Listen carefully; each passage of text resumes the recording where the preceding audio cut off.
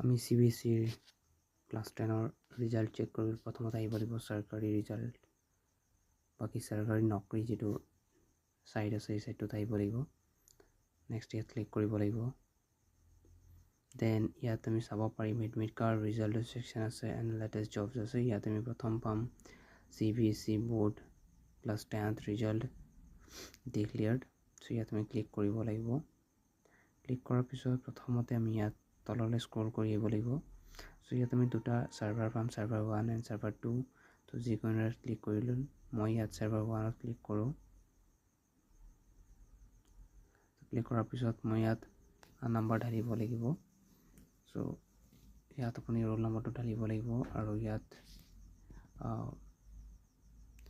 Roll number date of birth ঢালিব লাগিব। যেনেকৈ ছাপ'জ মই কাৰোবাৰ মই ঢালি আছোঁ আৰু ইয়াত এনেকৈ ৰোল নম্বৰটো ঢালিব লাগিব।